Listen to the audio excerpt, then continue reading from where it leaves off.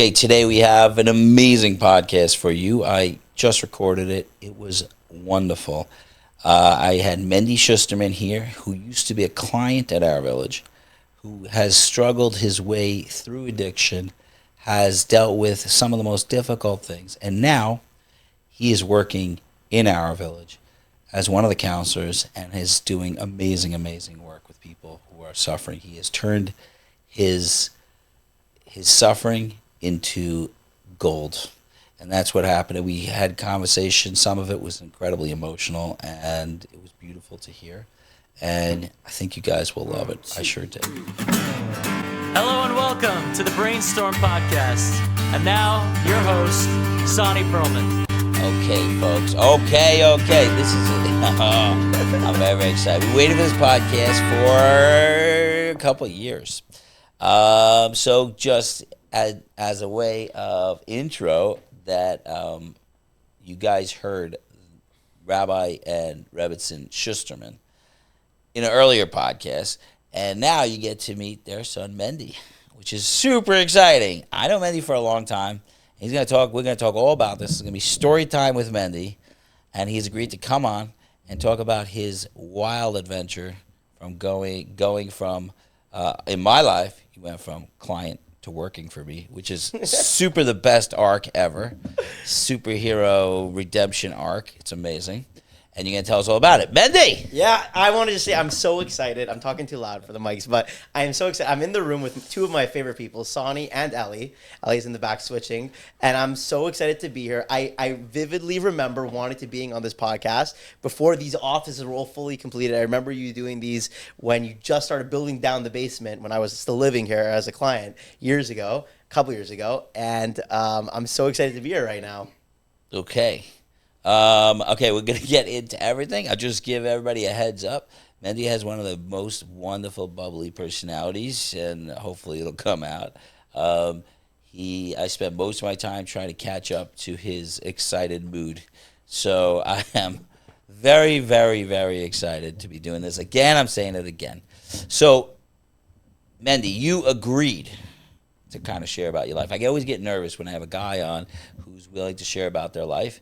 Obviously, don't overshare if there's areas you don't want to share. But it's also really exciting for the world to know what it's like to go through kind of this wild adventure of recovery and growth and change and all that stuff. So, where would you like to start? We could start at the beginning. Let's start at the beginning. We could start. Tell us about Mendy. So I was born in Marina del Rey Beach, California. I lived there for about 2.5 years. And then I moved to Massachusetts, where my parents are on Schluchus, and they still are now. My parents are amazing people. I'm one of 7, I'm the oldest of 7. I'm close with all my siblings. I love them all. They're so sweet and so kind. I'm so grateful now that I'm sober. I know that I'm not allowed to agree with you because it's your own personal experience about your parents, and it's definitely different. I love your parents. I can't blame you. They're absolutely wonderful, and every time I've talked to them, which is way before I got to know you, I've enjoyed them. They are really special, special people. But okay, you keep going. So my parents, I will say that they say that addiction is indiscriminate and that's my story. I mean, we'll get into that more, obviously. But they say addiction is indiscriminate. My roommate in rehab was, controversial to say this now, but was a Muslim kid from a single-parent home who was abused and had a really rough life. He's no longer with us, unfortunately. Yeah.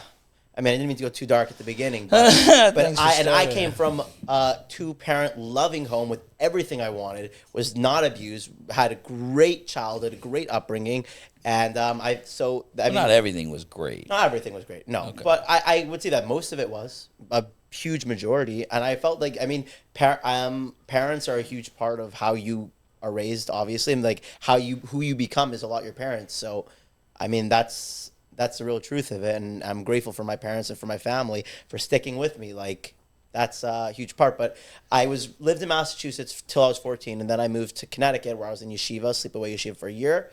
That was the worst year of my life. I endured severe trauma from my classmates. A couple of them, you could call it bullying. I would like to call it emotional and physical and mental abuse. And it was really hard for me. At the time, I struggled immensely with it. I remember one memory that keeps on coming up for me. It's funny, this has been on my mind recently a lot, is I would go into a closet at night and there was like a house phone because we weren't allowed to have like even flip phones. Only on Fridays we're allowed flip phones. And I would like go into the basement and I would like, there's a mikveh in the basement. I would like in the side room next to the mikveh, there's like a closet, this big closet. It was dark. And I would go in there and I would cry and I would call my parents like every night and I would say, "Mom, Ta, let me come home, please, please." Like, and it was horrible. I mean, I know for stories about what happened and relive trauma, but there's no need for that. It was just. Well, the would worst you year. say? I mean, that's horrible, man. Sorry, it's hard to hear it. I've heard a lot of your stuff. I'm going to be asking questions as if I didn't, because I don't want to. The audience does not know everything about you. But was this like the first time you've experienced that like level of bullying? Not the level, I'm that sure. level of bullying for sure. Even a moderate level. I've been bullied a little bit, but nothing to that extent. And the hardest part of when you're bullied in a dorm is that you see them at breakfast, lunch, and dinner. You see them before you go to sleep. They're the first people you see when you wake up. There's no running away from it. And it's like, my parents kept on offering me through the year to leave. Like, you can come. We'll figure it out. You'll go to the Not Chabad Yeshiva in Boston. You'll be fine. We'll figure it out afterwards. And like, part of me just couldn't say no because I have this positive attitude. And every time I would come home about once a month I would come home for an off Shabbos, and I would come back to yeshiva with, in my head, a complete belief that everything will change when I get back this time. Everything will change this time. It will be better. I'm looking forward to coming back. I always have this like can do it, positive mindset, and in that case it backfired when I should have really left. I wasn't gaining anything. They didn't have English there. They call that? They call it Mashiach energy. Mashiach energy, Mashiach juice. Because no matter how bad it gets, you still believe it's gonna get better. That's it. I'm going to make a little reference that when Mendy was here, just doing a quick jump, he used to make us this energy drink, which we called Mashiach juice, and I miss it because he hasn't made it in a while because he's a seltzer machine, and it was this, like, too much caffeine for your energy. That's what I Definitely. Wait, so you went to this school. I was there for a year. Okay. That summer I started going to a different yeshiva in Pittsburgh, and that was awesome. Okay. And I want to. Is that also a Chabad yeshiva? It's also a Chabad yeshiva, and I want to go back and just say about that other yeshiva in New Haven. It is an incredible yeshiva.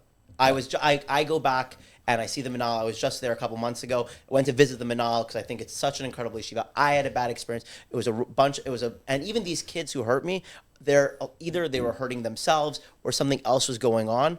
But I don't want anyone to think that that's a bad yeshiva. My brother's in there right now, and I think it's a great yeshiva.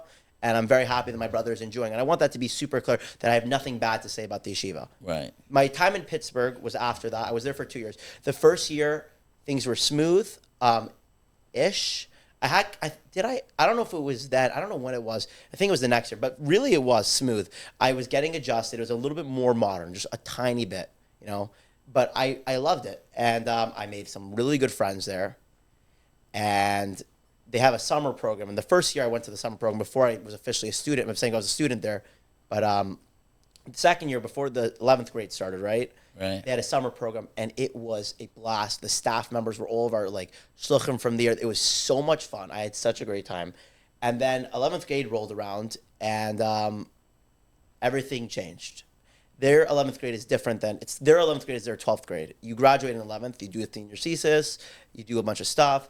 And that was my first time ever getting blackout drunk. I was in Carnites for Simchas Torah, and for those who don't know, that's like the pinnacle of being Chabad. That's like the ultimate moment. And I got wasted. The whole sukkahs. Are you saying Simchas Torah is like the highest of sukkahs? Yeah, well, I think I got drunk at Shmini Atzeres, to be honest. But okay. I got so wasted, dude. I was like, someone walked me home. Apparently I said some horrible thing. I don't know what I did. To be honest, I told them I blacked out. I woke up the next morning, right? This is like the beginning of my alcohol journey. And I don't want to do like a drunk-a-log because I've done a drunk-a-log before. Say my whole drunk not on my podcast. Not on your podcast. But I'm saying I'd rather talk about the redemption, the good part, right? Yeah. But I'll quickly go through the terrible part. And that was the first, I woke up the next morning and I think inside of me, part of me said, with the word, I've never felt that bad.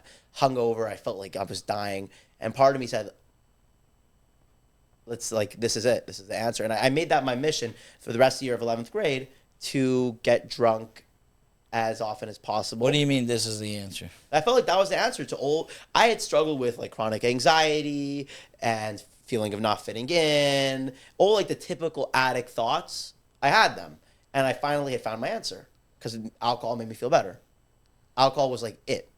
At that time, nothing helped me like alcohol did, and I only got drunk a few more times, not a few more, but a bunch of times that year, but not enough, right? Obviously, Right. Until that summer, where I got drunk. I was able to get drunk like all the time because I got the older staff members to buy me beer, and I would just drink by myself. And when there was hard booze, I would drink hard booze.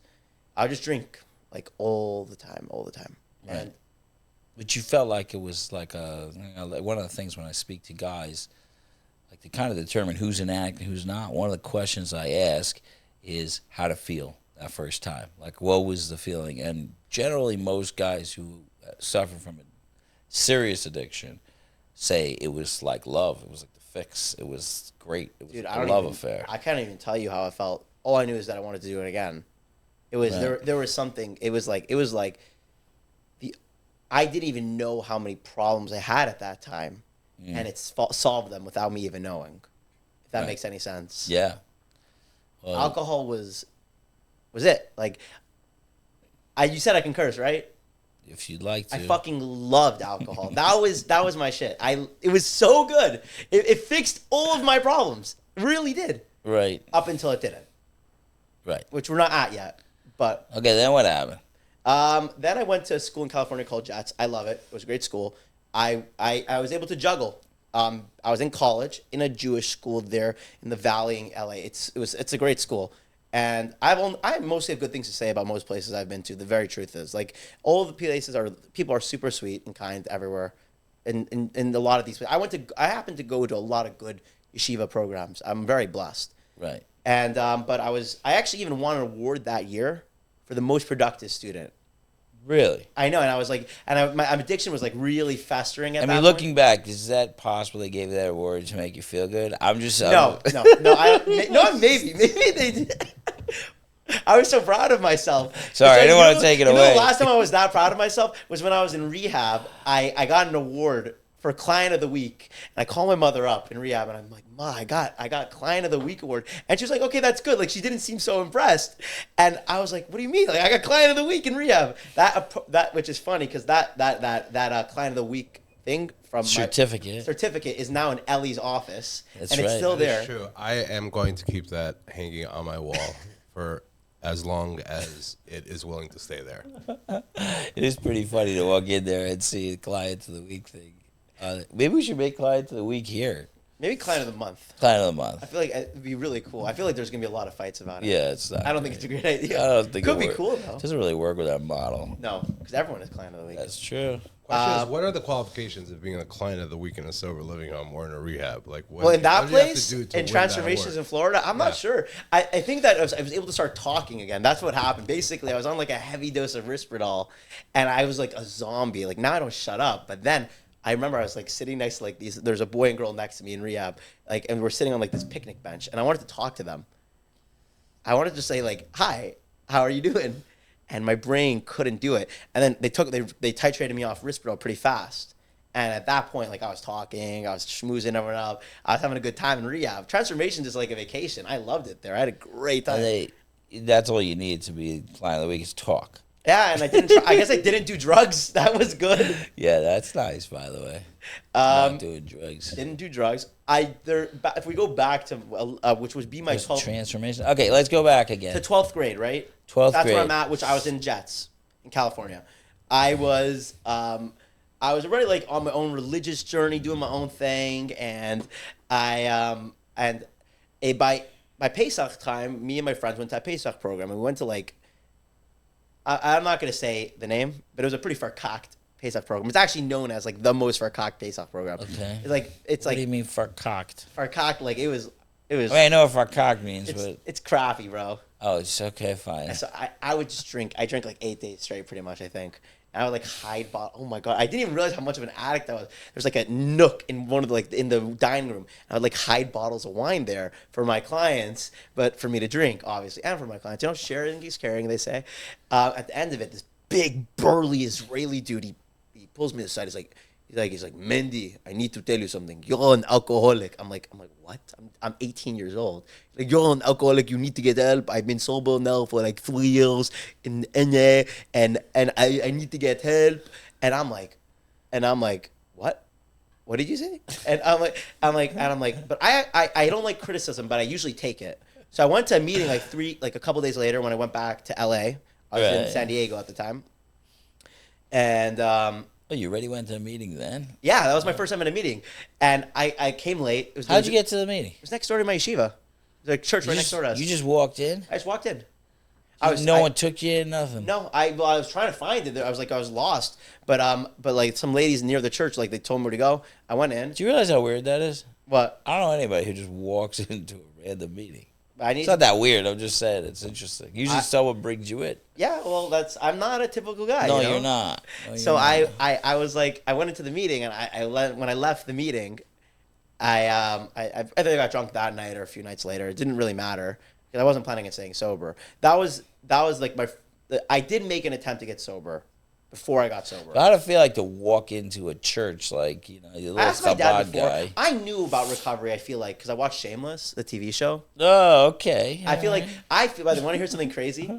I can tell. Can you imagine if Shameless is making people get sober? Dude, you wouldn't believe this. I could tell if someone, like, how people behave, like, around recovery in rooms and meetings and stuff like that. Not even dependent, like wherever it is, dependent on whether they watch TV or not.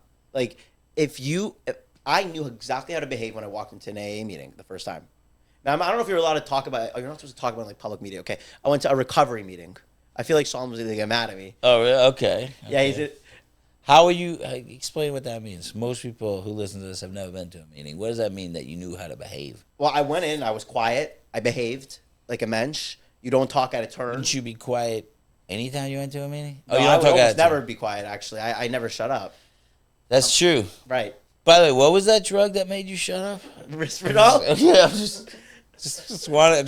I'm going to be walking down tomorrow. You're like, Mendy, here's a special energy drink just for you. Take it now. Did the AA meeting give you like participant of the week award when you went there? No, they did not, unfortunately. I wish they did. Shoot. Okay, so you knew how to behave. You knew how to. Did you share that first time? No, I didn't. Okay. I was really late. They gave me like so many pamphlets. Gave you a lot of pamphlets. Okay. So many. I was like full of pamphlets. Are you an alcoholic? Are we too young to be an alcoholic? Like sometimes, I think I probably was reading them when I was pooping sometime. Like, I'll be honest with you, like, it's like toilet material, you know? Yeah, it is. I don't know if I ended up doing that, but would have been smart for like a Shabbos read or something. Anyways, that summer I went to a camp called Lamanachai, and it was not a good fit for me. It's in the mountains. It is. Now, I want to just keep on saying. I don't think anything was a good fit if you're sitting there drinking. No, well, that was the problem, actually. There wasn't enough alcohol. It was a great camp. It really was. Yeah. I have to say that it was. I don't know why you have to say everything I was so great. I don't like shitting on organizations. I think that people are always doing good stuff. Just Okay. I'm usually not a good fit for most programs. That's true. It is very unique because most people could point to some real damage that happened in schools and this and that. And I think it's a very important part of your story is that a lot of this is just you. Yeah. It's not That's what necessarily. recovery gave me. Right. The gift of recovery was I work a 12-step program, and Right. the 12 steps really preach personal accountability, even in situations where you don't understand it. And I'll give you an example. I'm like, where does my accountability with my abusers? Like, where does that? And I was able to see the part that I played in part of it. Like I was able to see. Like I remember there was another kid who also, if we're going back to that time, there's another kid who really got like out of it. They would hurt everyone. They liked me to hurt me a lot, but I was not even their main character probably. But this one kid, I was one of them. But this one kid, he just didn't talk to them. He didn't engage with them. He was above them. He didn't want their attention. He wanted to be left alone by them. And he got speared because of that. And he's a good kid. I don't know. He reached out to me last year. I spoke to him for a little bit. Sweet guy. But the part I played was that I would actively seek attention from them, from these people who were abusing me because I didn't know better. Well, it's very interesting. This topic is probably one of the most controversial parts of the 12-step programs, which is like in the therapy world, you don't want to take blame. You don't blame the victim. I don't feel blamed. They were sick. So people. explain why.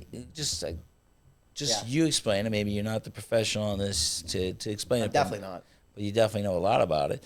Explain why you need to take accountability in a situation where you were being abused. I don't And how that helps I you. don't need it. Well, I'll tell you, I don't do it as much now.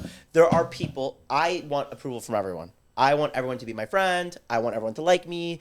I think that that's how I operate. And because I'll be very, very honest, because of how loud I am and how immense of a personality I am, not everyone likes me. I'm very polarizing. Either you like me or you don't. And some people just don't like me. And I can't blame them, to be very honest. If you're like a quiet person, you may not like me. It may take me a while to win you over if I ever can.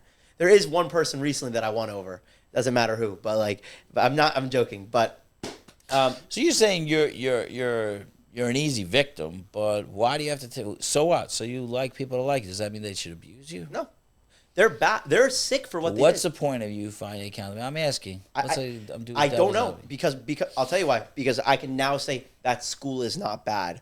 That organization, the camp that kicked me out is not bad. Yeah, how does it help you with your recovery? I don't have to hold on. I don't have to hold on to all this garbage that was inside of me, these years of fear.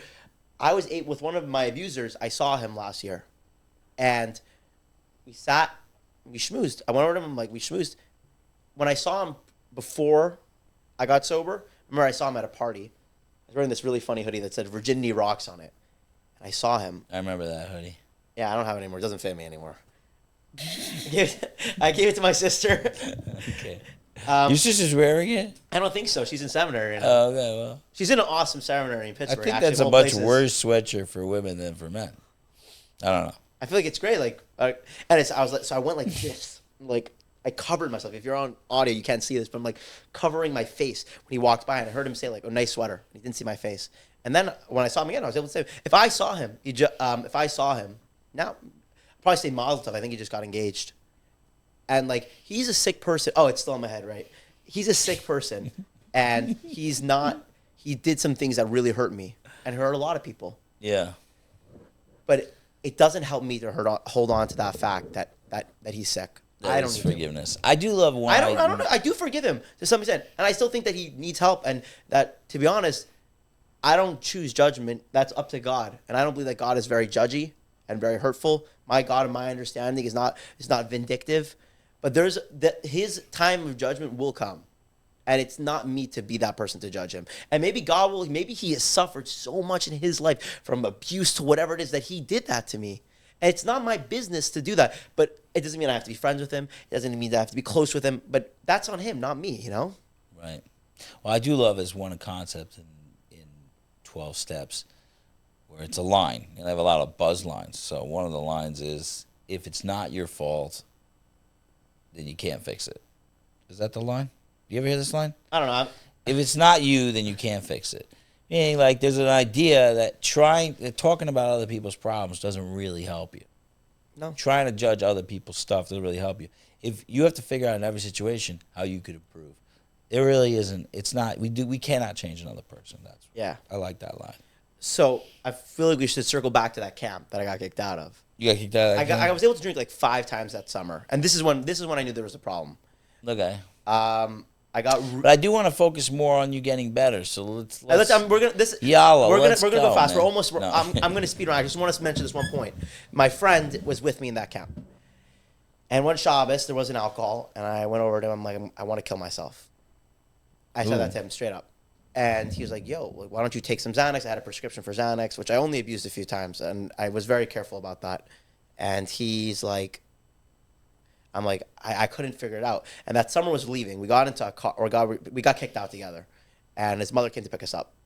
And we were driving. Wait. Go back. You just threw out that you wanted to die. What were you feeling? I wanted to die for a while. I mean, not at that point I knew it yet. But by the end of it, I was possibly suicidal all the time. I was never going to hurt myself. Because I really said I was too big of a baby to do it. But if I could, it was so much pain that I couldn't. I would have died. I wish. What was I was this pain praying. you were feeling? I would. What was all this pain you were feeling? You didn't really get into that. What is this pain that you? I mean, because I'm not there yet in the story. You just said you wanted to kill yourself. I feel like guess you've so. arrived. I feel like we have arrived, right? Because this is when active addiction, in my opinion, really started. And what was the pain? What were you feeling? I think know, this is a man. very important question. I don't know. Do you remember what it felt like? Felt like I wanted to die. I felt like that overwhelming sense of wanting to die. No reason behind it. No. Oh, I wanted to drink because I had this massive hole inside of me, probably based a lot of anxiety. Recovery calls it a God-sized hole, which is probably true. Right. And I was in a situation that was terrible. I was in a camp full of really frum kids. All the staff members were super frum. White shirt, hat and jacket kinds of guys. And most of the people here aren't Chabad. They won't know what Jets is. But Jets at the time then where I was there was not that kind of yeshiva. All the guys were modern guys. And I was sitting there, and I didn't fit in. I had one or two friends in camp, maybe a little bit more.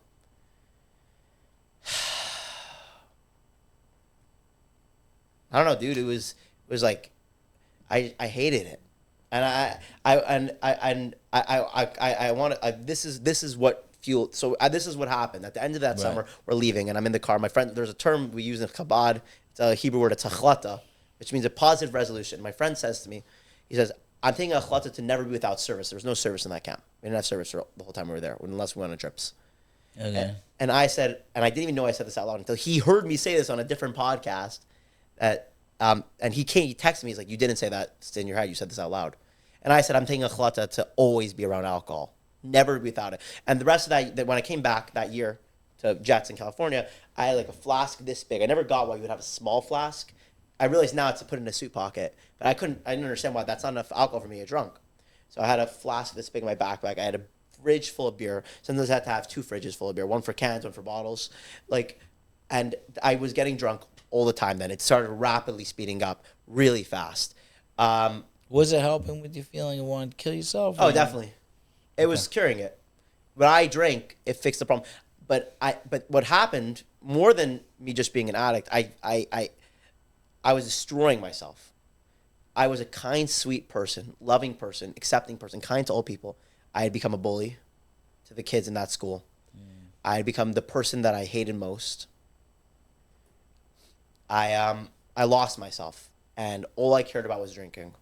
And COVID happened. I'm going to speed through the pain right now because we're about to get to the good part. Why do you keep skipping the pain? I don't like talking about the pain. The truth that it's right. What? You turned on my therapist mode. We're not in therapy. We're on a podcast. Sorry. People want to hear the good stuff. Well, a lot of people, when they listen to somebody who've been through addiction or mental health issues or any major issues, they just get to the point where everybody's talking about how it's fixed, and they're like, what was the feeling of the experience? There might be people out there feeling these feelings. You want to talk about how I felt at that point when COVID hit and I needed to drink all the time just to be okay? Yeah. It was hell. It was like, when can I drink next? That's all that mattered. All was on my mind. Well, how about relationships and about people relationships around you? Me and my brother, we're fighting all the time. We're both at home. I love him. I really love my brother, and I'm not going to talk about him too much because I don't think he'd appreciate it. But I'm really happy to have a relationship with now. But I isolated from him, I isolated from my siblings. In general, all my siblings, all my brothers and sisters. I'm one of 7, right? Well, you were home at this point. Yeah. How was it between you and your parents? My dad tried to limit my drinking. He would buy me a beer. So what I would do is for Shabbos, he said no hard booze. So he had a deal. You can have 2 beers by night and 2 beers by day.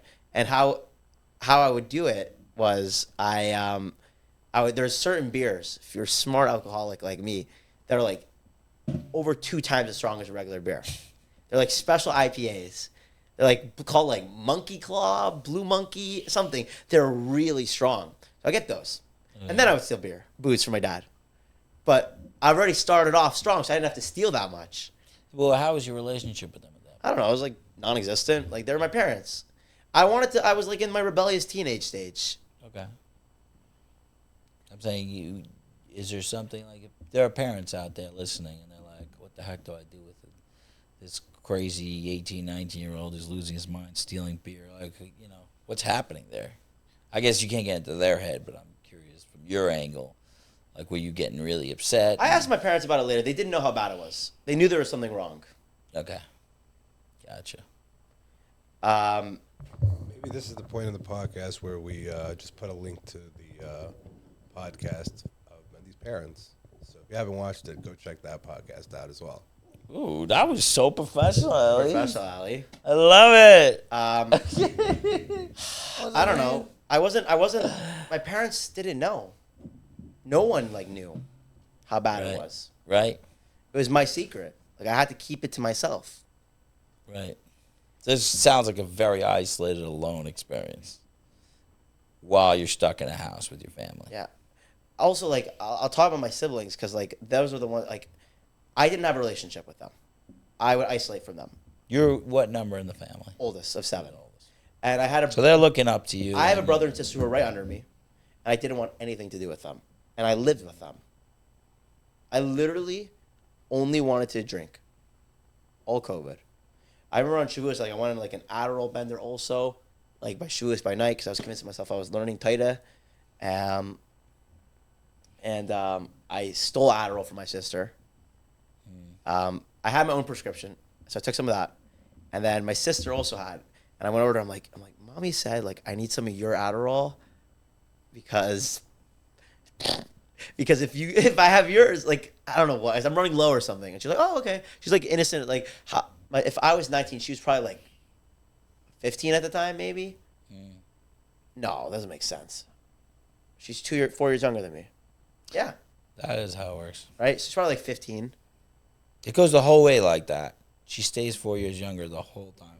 Just saying. No, actually, she doesn't, because my birthday is a half a year before her. All right. My It changes.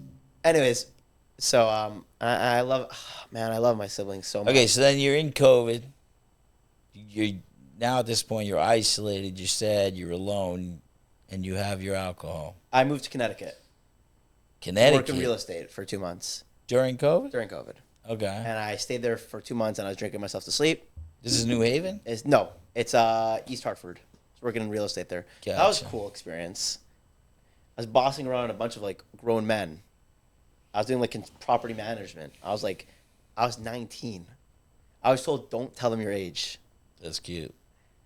I was making no money, but I was getting no expenses. So it was sort of living here. I lived at the place. Mm-hmm. They provided food for me. It's almost like working for our village. Almost right. Right, almost, but it wasn't good. And working here is awesome. And then I moved to Crown Heights and proceeded to decide that I'd like to speed up my death as soon as possible. But then I decided I'd stop. So who you with in Crown Heights? I lived in an apartment By yourself? with a friend. Okay.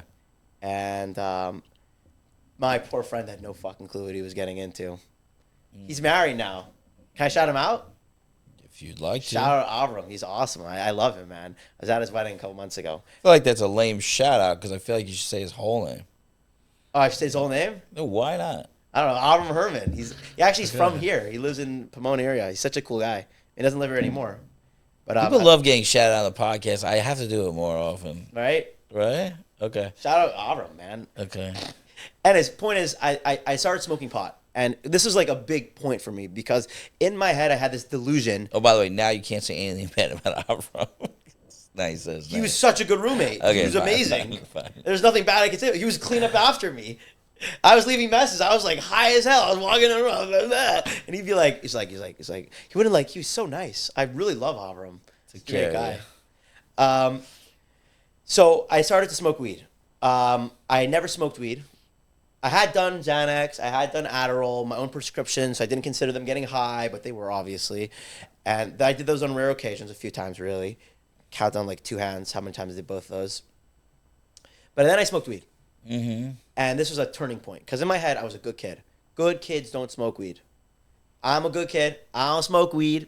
Weed is for losers. There's people who want to be losers smoke weed. Real men, they drink alcohol all day and all night and want to kill themselves. But weed is for losers. And well, wait. I just wanted to stop you for a second because we did a study ages ago in our place about, and there was a correlation between. We have 2 different questions: if you use weed or alcohol, or both. And we had another part of the questionnaire is about what your relationship is like with your parents and with religion. and how you rate your relationships. So what we found is that the people who drank just alcohol had a relationship with religion and their parents. But the people who did weed had no relationship with the parents, and it wasn't causality, but there is, what you're saying is like there's a leap from the legal to the illegal, like it's considered, very bad to Yeah, be I doing guess so. weed. So you went into that zone. It was a change of identity. That's what you're Sure. saying. I did something 3 or 4 weeks into smoking weed. That I'm really ashamed of. Yeah, And share it here, baby. Absolutely not. No, I'm just kidding. That's the one thing. Like I'll do like my presentations for like CCSA. And you won't share that. I won't share this. That's your big secret? I can off camera. I'll tell you what happened. You haven't told me already? No, I don't Oh, think so. wow. There's very few people. Maybe my therapist knows. Maybe. Listen, anybody wants to know the answer, just DM Mendy. He will tell you. He will tell you So privately. Blow up his DM. I'm not drinking anymore. That's what slip into his DM. Sorry. What? What do you call it when someone slide into his DM? I'm so old. So I said to myself, slip into. I'm not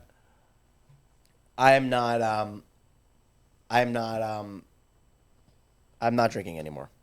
I'm gonna cure my problem, and I have the solution. I have the magic thing, and I'll smoke pot, and we'll smoke pot ad yoim ad laila. Right. Everything will be fixed. Everything will be fixed. I was wrong. I did not fix anything, but I did start smoking weed all day and all night. It was about 30 minutes. I had a whole routine. Well, technically, you fixed your alcohol issue. I did fix my alcoholism, right?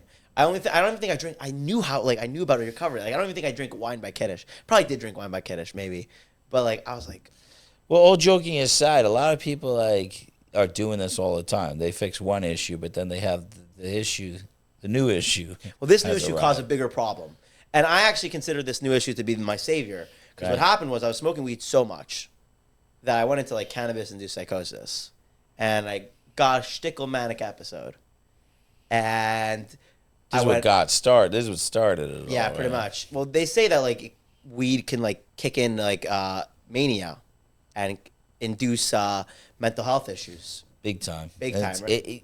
The thing is with weed is that there's certain people that react in a way that it just brings out psychosis, whether you had it in your system or not. But some people, like, they do weed, it destroys their brain.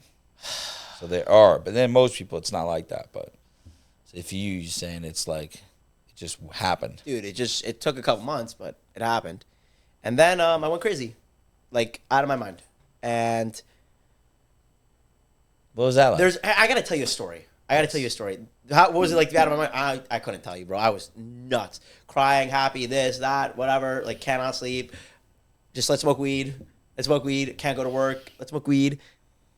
I'll tell you a story. This is the end. This is January 3rd, 2021. Right after New Year's. And I called this story. I said it in another podcast. I call it the bong that saved my life.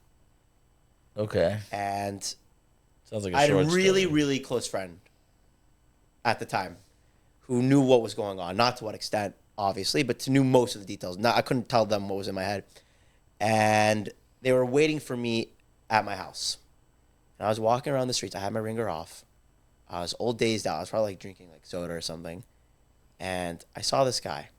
And he knew there was something wrong with me. And he said, is everything okay with you? And I said, I think I need a bong. Let's be known, I probably couldn't afford rent that month. But I need to buy a brand new bong. He's like, okay, let's go. So we walked to a bong store. And I bought a bong. And I went back home. And I saw missed texts and missed calls from this person who at this time was the closest person in my life. And they were super worried about me. And this friend of mine. And if they were there, they probably would have like hung out for a while that night. But because they weren't there, and I came home to an empty apartment and I felt lonely, and I felt this ultimate like despair that I had felt January 3rd, which was like, in my opinion, the first day of like the last day, which is the last day of my active addiction, was probably one of the worst days of my life. I felt so abandoned. I felt so hurt. Not by them. They couldn't wait all day for me. And this person was the closest person in my life at that time. and they couldn't wait. Obviously, I've been gone for hours or whatever time it was. I don't know. And I went and got high. That bong got used all of one time. I passed out at probably 3, 4 a.m. on January 4th, and that's the last time I ever got high. The next morning I woke up. Instead of getting high, I decided to call my father. I don't want to like tear up, but like I'm usually a really positive guy, but I called up my dad and I said, Ty, I need help. I need help. And he knew that something was wrong when I was calling for help that day. And by complete Ashgacha Pratis, he was in Crown Heights doing a bris that day. He's like, okay. And we called my psychiatrist, who's awesome, and we called my therapist, and they're like, okay, we're going to go to take him to a psych ward. And my dad drove me straight to the psych ward without knowing that you have to go to a hospital first. I went to a hospital, and my dad was able to pull some strings. This is mid-COVID. No one was getting into psych wards right away. I got into psych ward that night. I remember they gave me an Ativan, and I passed out in the ambulance, and they took me in the ambulance to the hospital, psych ward. I was admitted in the middle of the night, and that was January 4th. We drove all the way to Massachusetts. That drive is like 4 hours at least. I remember it for like an hour and a half. I think I was watching like American Dad on my phone or something. And How'd it feel like to reach out to your dad and actually ask for that help?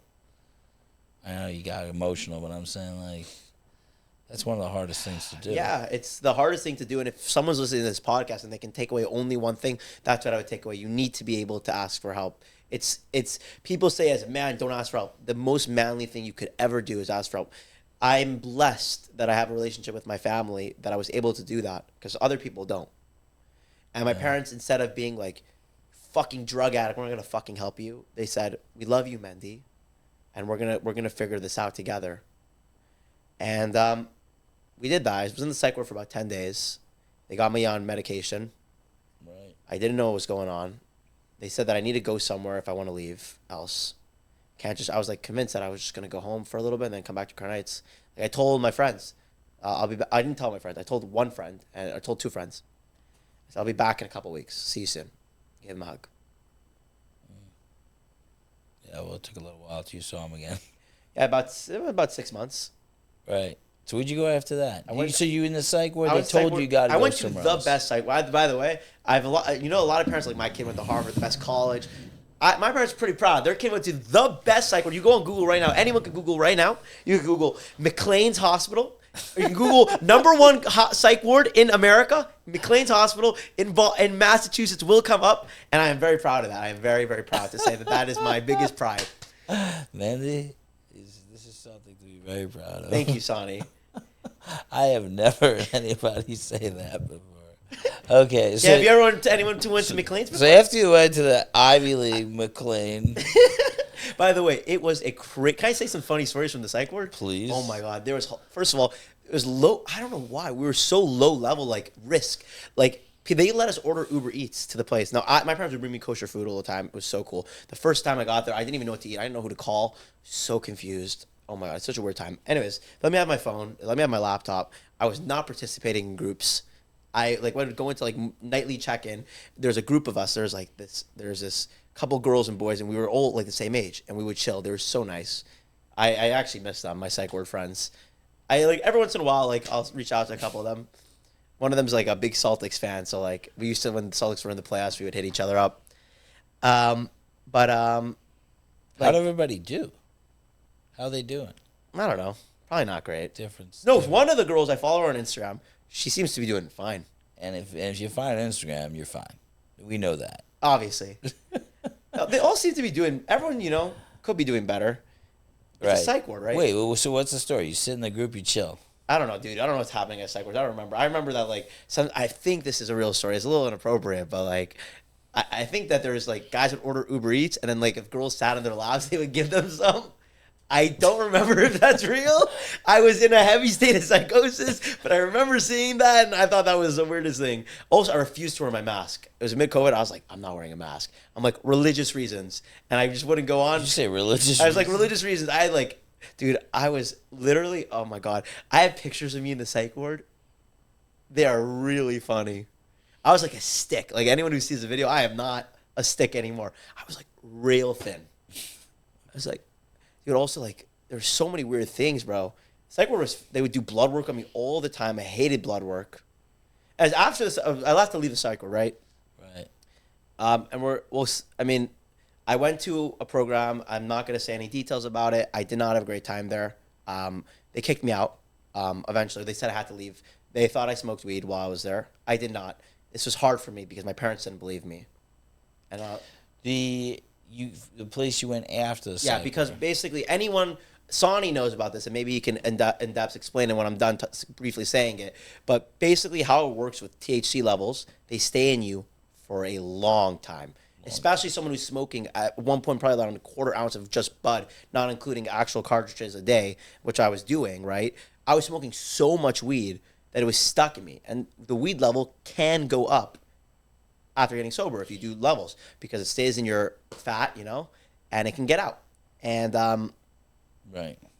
It's funny because that's all true. And also, every drug addict knows that, so they tell you that too. So, right, so it's I mean, with weed, I'll it's tell very you how you hard. know that it didn't work. About 2 weeks into my next treatment center, I was clean. I remember how happy I was. My parents now believe me. I actually was planning on getting high after I got caught, after I got accused. I'm like, Right. fuck that. I was like, there's a Farbringen happening near the house where I was at.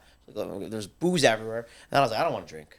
And my friend was like, I have this dealer. He pulls up the Instagram of the dealer. I'm like, that looks like great weed. I have like $40 left to my name. Let's go to the dealer. Right. And at this point, like I was not so happy with my parents because they were told by that program, your kid is going to lie to you. Your kid is not going to treat you well. Like, don't listen to your child. Believe us. And my parents would not help me out much. But they figured out like that they made a mistake right away. Like, Right. pretty fast after that. I left. That's a typical approach of most programs. It's like really, No, I it's wouldn't say really, that. it's really tough. Like you got to be tough. You got to realize they're lying to you, tricking No, you. that place sucked, bro. They sucked. Yeah. Yeah, they really sucked. Finally, you said a place sucked. This place sucked. This is the only. Then I left there. We're not gonna stick on the suckiness. Let's go positive. I went to Transformation in Florida. Awesome, great time. They have a pool. I had my own room. I had my own room in How that long were place. you in I Transformations was there for 30 days. That's what they do. Devorah was there then, no? Devorah was there then. Devorah Shoptai, who was Right. awesome. Yes. She was there then. I had a great time. I was not able to talk there for the first 2 weeks. I wasn't able to talk from about a couple days into the psych ward, and then until like when the Risperdal really kicked in, and then they got me off it. And one of the techs, I doubt he works there, so techs don't stay for long in places, so I can just say the story. He's like, Except for our village. except for our village, we stay forever. That's right. Go on. We can't leave. This tech says to me, he's like, your dad sent us an email, and about how like you're talking again, and like how everything is back, and transformations like brought me back to life. Like really took me from like this, and then there's this cool guy there. Oh my god, there's this cool tech. He could rap. We loved me like a huge neck tat. I loved this guy. I really did. And he said to me, he was the one who started talking about the program to me. Of the 12 steps. And I'm like, I already heard about it. I've been to a few meetings before that, even in the other place before that. And I was like, okay, this is cool. He's cool. He's really cool. If he's really cool and he used to do heroin, and my biggest problem with alcohol and pot, I bet, and I'm also cool, obviously, I bet I could be cool like him one day. And he was so cool. And I was like, okay, that's sick. And I left Transformations, and they told me I'm going to Sober Living, and the place that I was going to lied. It was not Sober Living. It was the ultimate redemption to me. It was another treatment center, and from the day I got there, I'm so ashamed to say this, but like I fought my parents. I was like, you told me, you lied to me. This is not just not Sober Living. This is another treatment center, and I fell in love. This was the best program I had treatment of all the 3 treatment centers I went to. This is my favorite one. It was in Massachusetts. My parents were bringing me kosher food. It was so cool. There's a guy who ran it. He was like he was like the opposite of Sonny. Like the actual opposite. No, he wasn't. He was. He had a lot of love in him. He did have a lot of love in him. That's but not like, the opposite. He's a different technique. different technique. He was so hard on me. And I was this Jewish kid who felt special his whole life. And they're like, fuck you. You're not special. You are just like everyone else. My roommate was a 50-year-old man at one point. My first roommate. And he's like, this like 50-year-old dude. And I'm like, all right, that's my roommate. And I would put on like some like Paradise PD, like some stupid TV shows at night. And he would just laugh with me. This dude probably like was like, "What are you watching?" And I loved it there. I was there for 3. I told my parents I'm staying there for 28 days. That was the deal. I had like a video. I made my dad video record himself saying that so that he didn't go back on his word. And about 2 weeks in, they would let me come home for Friday nights. I would have to go back that night, but Friday nights I was allowed to go for the meal and then come right back to treatment. And my sisters were screaming at the meal, and I joked to my mom and I said, I think I'm gonna stay there for a while. And then like 3 days later, I told my therapist at groups, we had a private therapy session. She was such an awesome therapist. I love her. Her name is Carrie. She was like awesome, and she told me, I told her I'm staying. Okay. Until I figure this out. Until I finished my 4th step. And I did that, and I just loved it. I would come home from treatment. I went IOP, so I would go home half a day, and I would sit in my bed. I put on like Cleveland show. I watched through the whole Cleveland show. Bunch of animated shows, and the owners, the boss's dog would come into my room. He liked me. The dog was out of its mind, and I would just write my 4th step all day. And I start. What's the 4th step? 4th step is the 4th step in recovery. It's By the way, this is a step everybody gives up on. If you get past this step, you're doing great. You make a fearless moral inventory of all your resentments, fears, and conduct in life, and I did that. And it was, in this process, like in these few months that I was there for about three months. In that process, I changed. I literally went from a boy, like a little scared boy, to a man. And I had like some scary moments there. I could tell you one story, but I was with old, hardcore Boston, Massachusetts recovery nuts and crackheads and heroin addicts and meth addicts, and I'm this little Yiddish kid with his yarmulke on his head, and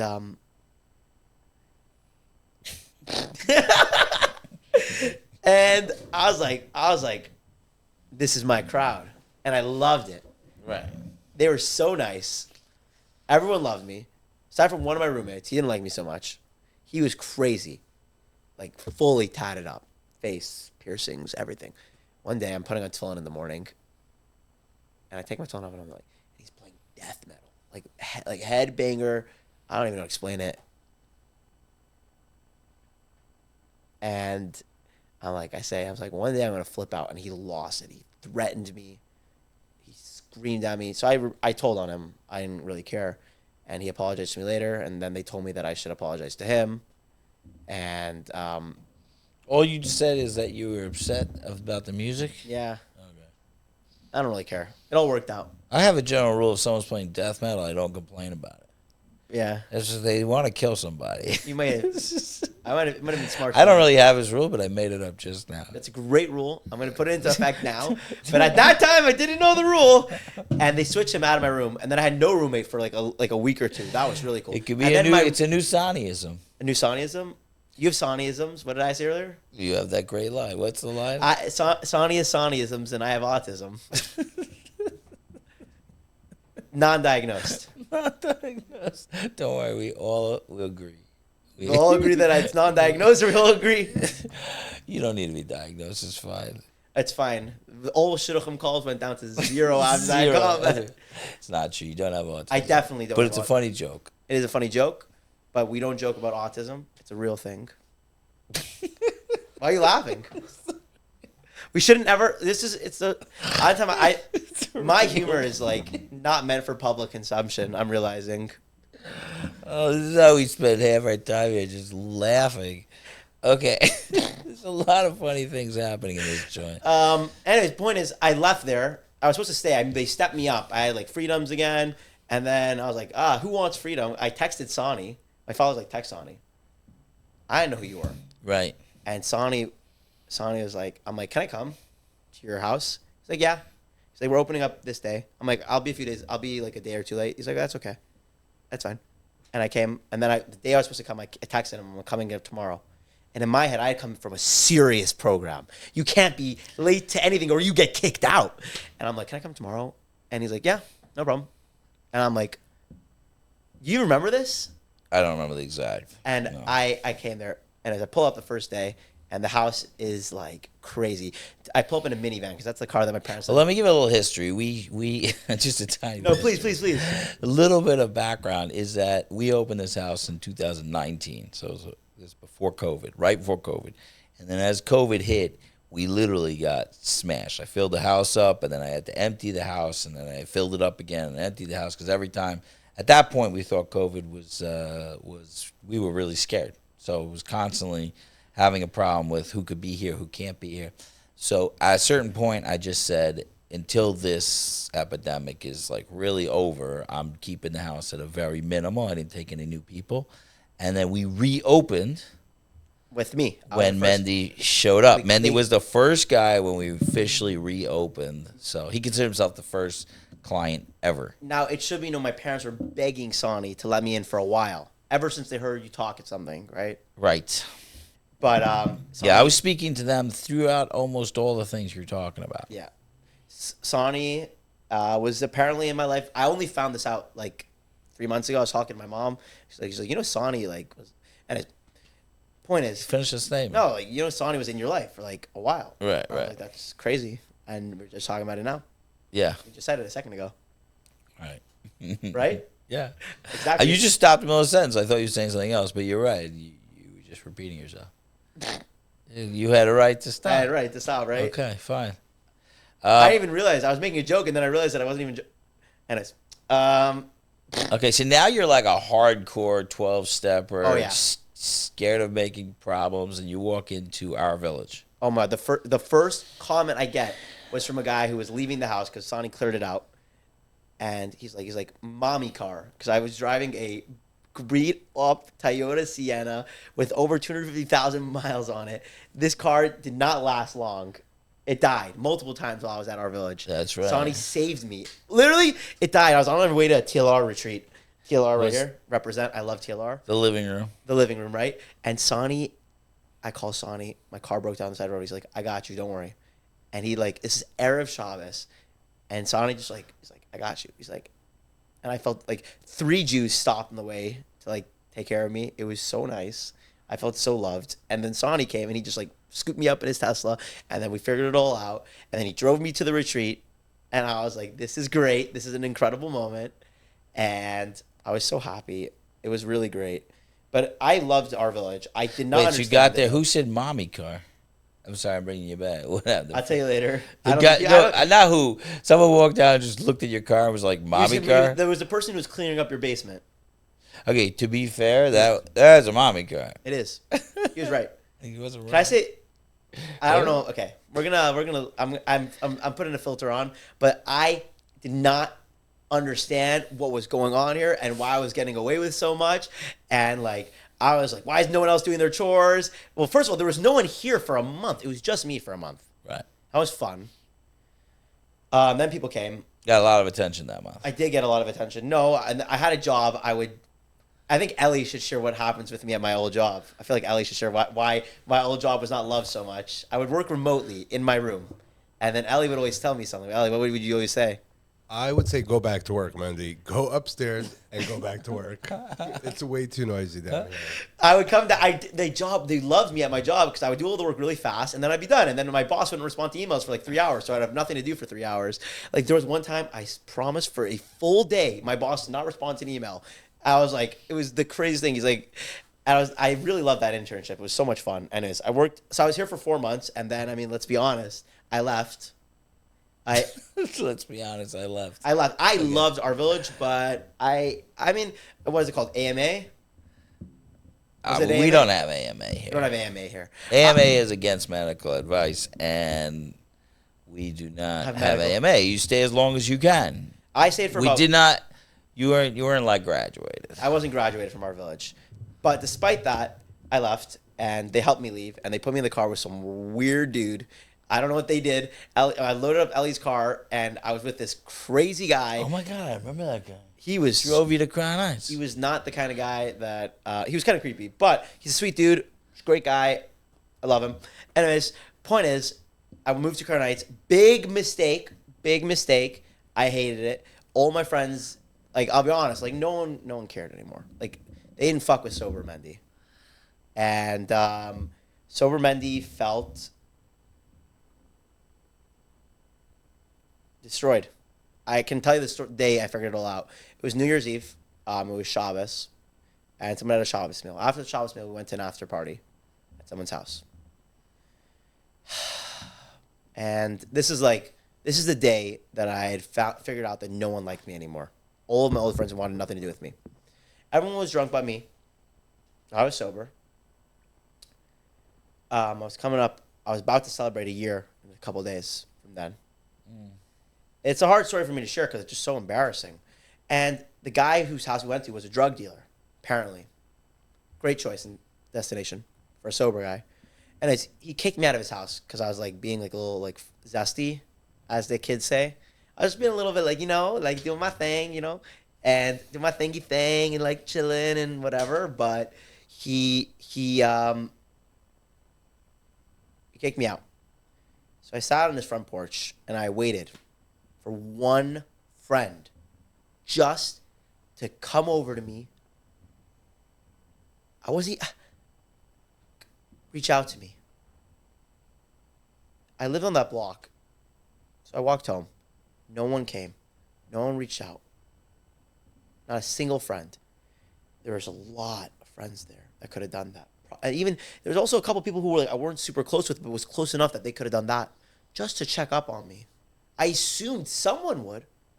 I'm not asking you to leave the party. I'll go home. Just check up on your friend. No one cared. And at that moment, I realized it.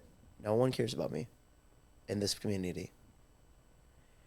And I stayed for a longer in Crown Heights. Got a job. I worked in an IOP.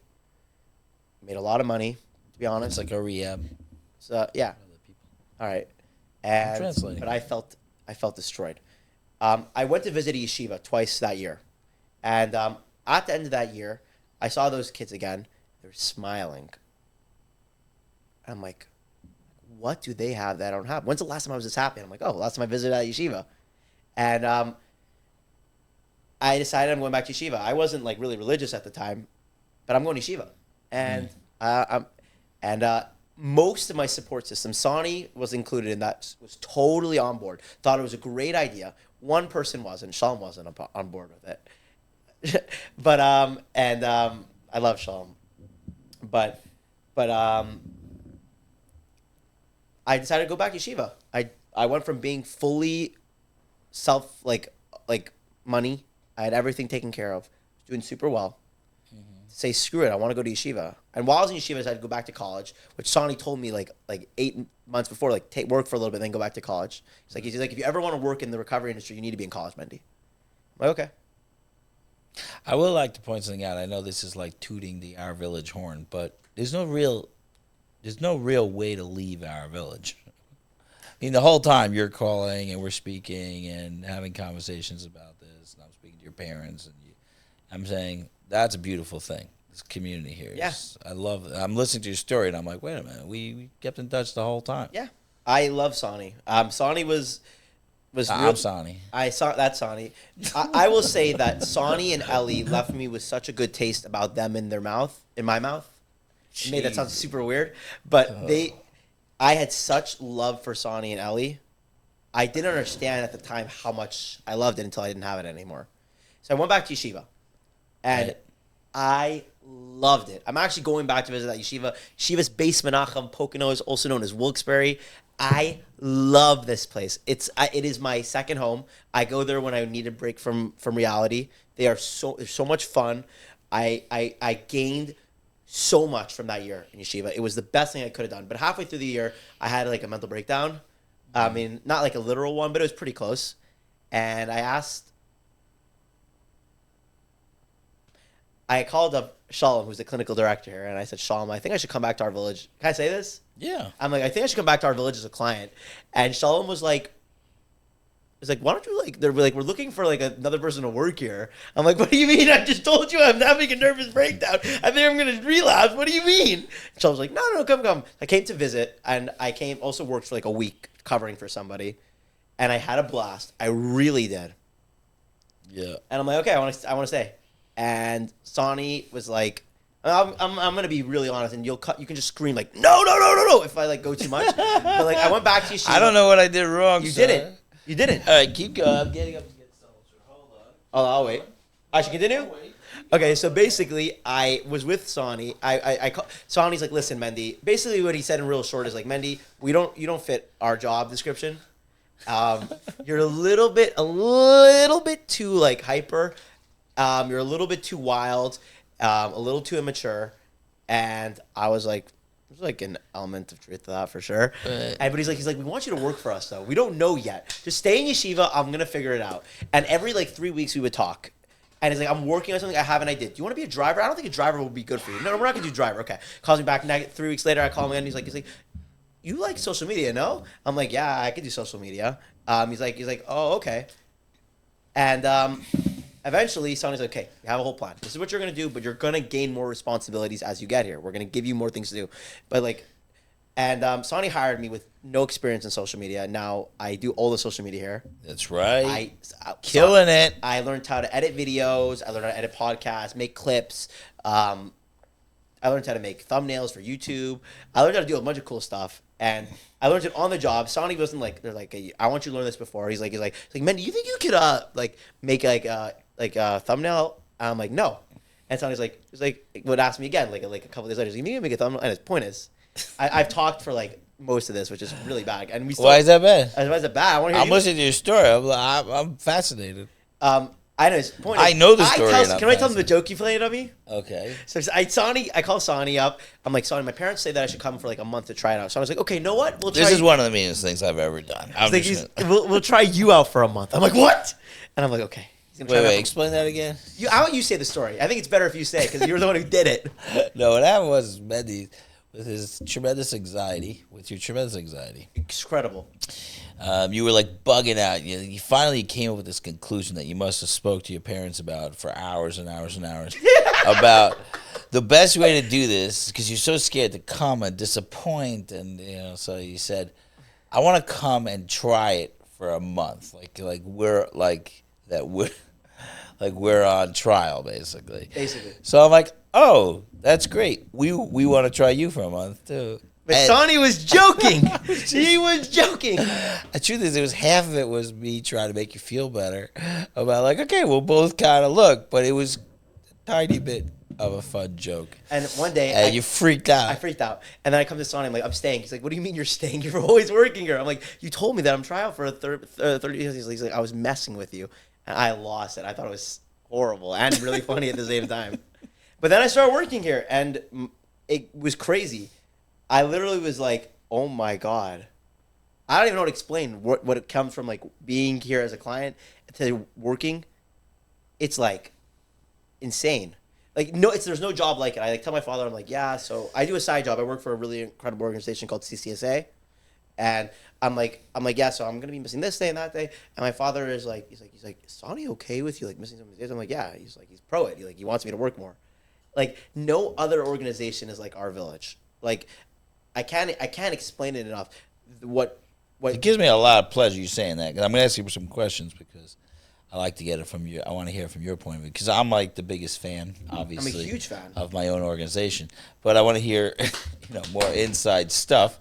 But the beauty is that we got a trip when you first got here. I mean, you could not handle that shift of methodologies. Nope.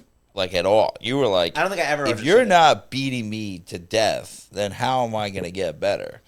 And we stuck to our guns. Thank God it worked out very nicely. I don't think while I was here I ever got it fully. No, a lot of the guys don't get it. Actually, the most criticism I get for our approach is from the guys. They're like, "Why are you not beating me up? Like, why? What's happening here? Why aren't you calling me out, making me feel bad so that I could get better? Like, do it already." And you definitely had that. And also, it wasn't a full-blown program when you first got here, so you're like, what is happening? Ellie's like, we'll be giving you double, I came in with twin mattresses, and Ellie's like, there will be full-size mattresses in the next couple of days. I'm like, okay. And I was living on a twin-size mattress for the past 3 months. It wasn't like a big deal to me. But like things were like being built as I was here. This basement, where this office was, did not exist when I was here. Right. I mean, it did exist, started existing. It's like, I don't know, dude. It's crazy to me. It slowly started existing. Okay, so now you're here, Now I'm here, working here. making cute little videos of Sony. Whenever people ask me to do stuff, I'm like, I just make cute videos of Sony. You do. I do make cute Some videos. of them are great. Some of them are great. What? Okay, so now, how's it like to work here? You already said it's the best thing in the world. But I like, love it. What are things that have really surprised you, or That like no matter how many times I screw up, like you'll always want a thumbnail. You'll always want a watermark. I'm want a joking. watermark. I'll tell you what it's. Why would you do a watermark on some videos and not on others? I feel like it's just funny. Like you mess with people a little bit, you know. Tell them they have like a 1 month trial. Every time I like put the watermark on, you're like, what? Why? I don't. It's better if you don't put on. Some I don't like and you put watermarks on- on videos, but I get it. I'll tell you why. Watermarks are for people to steal videos. I hope one day people want to steal our videos. I've seen videos with more than one watermark on it. They steal a video and then pop another watermark on it. You never seen that? No, of course they have. That's what you go on people's WhatsApp statuses. That's what they're doing. I They have wanna the make- TikTok logo because one guy who's not from enough had TikTok. Then they have the Hamish's status logo on it. Then some Yankee status stole it for his status. You're seeing 3 logos on it. You're like, what? Dude, the other day I was joking about this with my wife. It's just to explain to anybody who doesn't understand, is that like you get a video and then you put your little signature mark on it so it makes it look like it's your video. I wanted to do a spoof video where you see that like the video eventually gets so many watermarks that you don't see the video. Like it's just people. It's like you just see people. I don't know how to do I wonder that. who's gonna have to do that video. In transition where the guys be like, "Oh, that's amazing! This is a meaningful people podcast video. Oh, this is whoever the next guy is." And they, I mean to pick on the meaningful people. I love being on their podcast. Yeah. That was a fun podcast. Also, I love someone telling me I'm meaningful. That was amazing. Yeah. All right, so I'll tell you what surprised me. why does our village work? Well, I want to say one thing that. This is not advertising, but I'm curious. What I want to say before to answer your original question, what surprised me the most, how empowering working here is for you to grow. Like I both in like my knowledge of video editing, like in a very simple way. Sony like will constantly between Sony and Ellie, like I'm on a group chat with both of them where I post a lot of the videos. And like Ellie will say, I don't like this, lower the music, or Sonny will say this. And like the things that I've learned from, if you can go back to our village page for the first video we posted to what we post now, it's worlds of difference to quality. Yeah. From music to this to the audio, everything's better. That's not the only thing you're doing. No, here. I know that's not. I also say like I've grown immensely. I'm also a backup counselor. Right. So that means now it's been more like I used to be like a couple days a week. Now it's more like a few days a week. Plus on Shabbos, I help out a lot. I'm here. I live at the house. It's crazy to me to be living here again, and it's awesome. But I've grown like immensely since I got here. My recovery has gotten better. My program has gotten better. My love for people has gotten better. My appreciation for it has gotten better. Well, I think the most amazing thing I see with you is that there are stuff that just would shut you down in the past. And Like now, what? as a professional, I'm going to point out all the personal stuff, but now as a professional, Yeah. no, you'd get very overwhelmed. Someone's treating you not nicely or, you Oh. know, you'd be triggered. Now, as a professional, you have to sit with it and really make it work until you grow to a place where it's amazing. And one of the things we talk about a lot between us is that there is really like 2 villages going on in our village. There's the staff village and the guys village, and then together, obviously. But we have our own village where we're all working on ourselves, which is quite unique. I've never seen that in another organization at that level. And I mean, it's a little bit tricky because there's a hierarchy of people who work for other people, but we're all brothers in arms in doing this together. So it's amazing to have you. I mean, you have this redemption arc, which is super cool. It feels like that. It feels like a coming home story. It feels like this was always meant to happen. If there's a part of me that believes that I have this really firm belief. I got sober a couple days before I turned 20. My sobriety day is January 4th. My birthday is Aleph Shvat, or on the English calendar, January 25th. You're the first Chabad person that I've ever heard say their birthday referring to it with an English date. I don't honor it, but I'm just saying that's on the Gregorian calendar. And so They all fake like they don't even know their English birthday. no, I know my English birthday. Okay, good. I'm just saying I got sober before I turned 20, and which is statistically puts me at one of the lowest percentages of staying sober, maintaining sobriety, and being successful. By all accounts, I should be a failure. By all accounts, I shouldn't be sober now. The odds are not just like heavily stacked against me. It's like almost impossible. And I'm in like again. I'm like tearing up again. But like, I'm coming up on 3 years. That's like not a small amount. 3 years, like people, and I like you don't drink wine? No, I don't have wine by Kiddush. I don't do anything. Like 3 years of the hardest part of sobriety is not how good drugs make you feel. It's that you have to feel everything else. For 3 years, I wasn't able to dull a single moment of my life. For 3 years, I had to live every single second. And I'm doing that now consistently, day in, day out. And all the odds are stacked against me. I was never meant to be successful. I was meant to be a failure. I was meant to be this wide-eyed little Jewish kid, like, who had, like, I had a great upbringing. I had a good life, but I was supposed to be drunk right now. I shouldn't be talking to you. I shouldn't know who you are. I should be a miserable guy living in Crown Heights in a basement, working a dead-end job, just enough to pay for his weed and booze, if I was still just doing weed and booze, which my plan was not to be. That should be who I am. And somehow I'm sitting here on a couch. I believe with firmness, like completely believe that God didn't get me sober so I can be an accountant or a lawyer or a doctor. God got me sober so I should work in recovery for the rest of my life and give back. Because if I don't, like I have so much time. I'm back in college now. I'm not even so far away from my bachelor, from getting my master's. I'm still in my bachelor's program, but I'm saying like I have only a few years left until I'm graduated. I'm not that far behind the average person who didn't go to rehab. Right. God didn't make me like all of this, have such a hard life, and then to get redeemed and to get it all back and to give everything back and way more so that I can be, doing cash advance. Not that there's anything wrong with cash advance. I mean, maybe there is. Some of my best friends are cash advance. Some of my best friends, pretty much my old friends used to do cash advance. But God wanted me to work in recovery. So obviously the first logical step was, I worked in recovery almost right out of rehab. I was working at the IOP. And then when I finally got the opportunity to work here, it felt like the ultimate dream. Like, I'm an alumni. I share proudly when I speak at these programs for CCSA how proud I am to be like, and now I work at the place that I was once a client.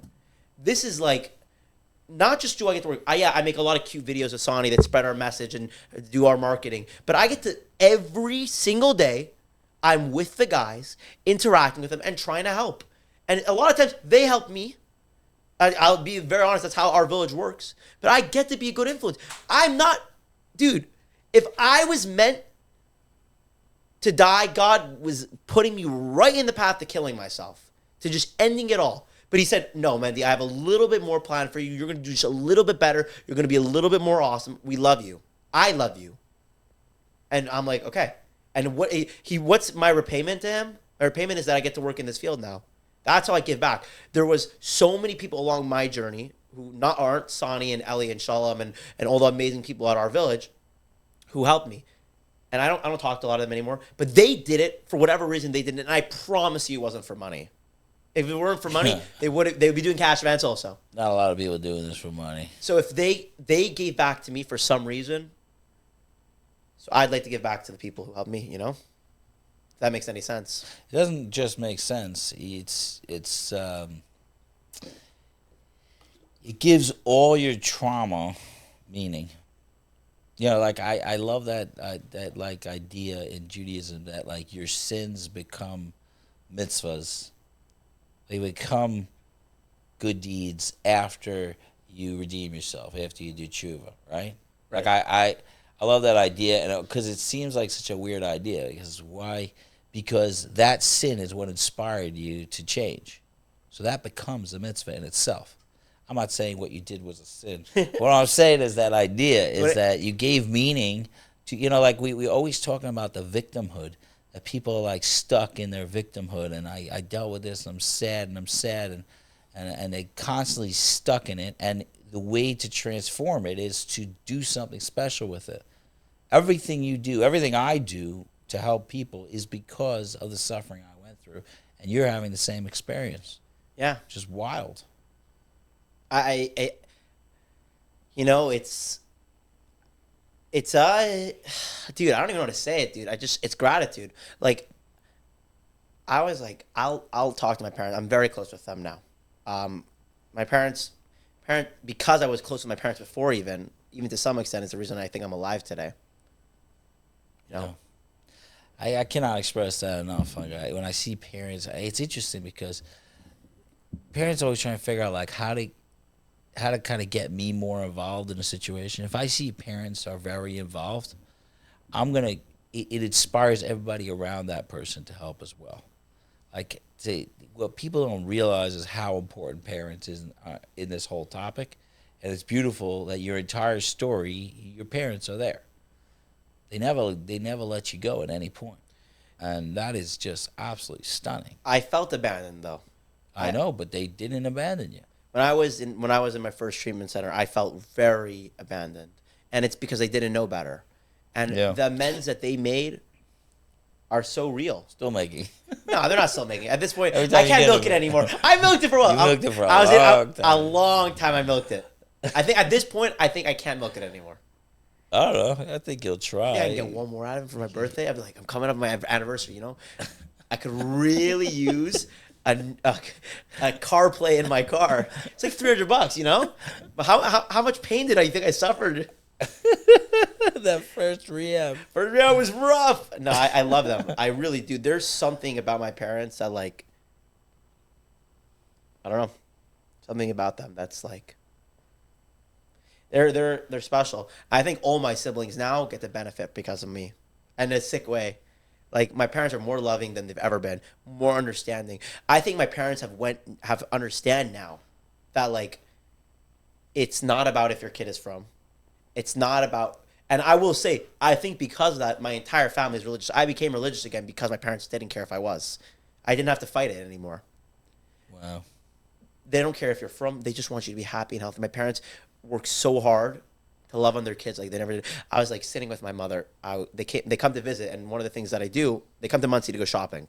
Mm-hmm. And one of the ways that I go about, you know, like, I don't know, like, when they go shopping, right? Like, I want to see them. So this time they came, we went out to eat, then I went shopping with them. And I see that my mother's going this shopping for this brother who's in New Haven now, in that yeshiva. Right. And I'm like, you never did this for me. And the reason they do it now, I think, is because, you know, I went through what I went through. And I not to be so egotistical, but, like, I think it's, you know, my siblings lucked out, man. They always say that the firstborn is an experiment. Yeah. And I think a firstborn is where the family goes also. In a weird way. And, you know, I pray that none of my siblings need to go into recovery. I think most of them got scared off enough by me. Well, I'm going to say this. You anticipated so many of my questions and just kept answering. So I love that you just told us that story. That was a great Which story? Your story of your life. I mean, it's just a beautiful story. Oh, yeah. I'm saying there's a lot more. And we can go on forever and ever. But I do want to start wrapping it up. All right. I'm going to ask you the question. If you didn't know what's coming, you're in trouble. The question is, you know, if you're on the rooftop, what are you shouting to the world? Like, what is your message to the world? Easy. Ask for help. Never be afraid to ask for help. It could save your life. It can save someone else's life. Just be brave. The bravest, most courageous thing someone can do is be willing to just say, I need help. That's it. I love it. Mendy, I could go on forever, and I love you very much. I will say that I am inspired by you daily.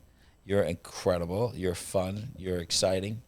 And you're always here doing awesome stuff. So I'm glad that you decided to come back and be part of what you're doing, and it's really, really special. Thank you for this day that I've been given. Thank you. Thank you.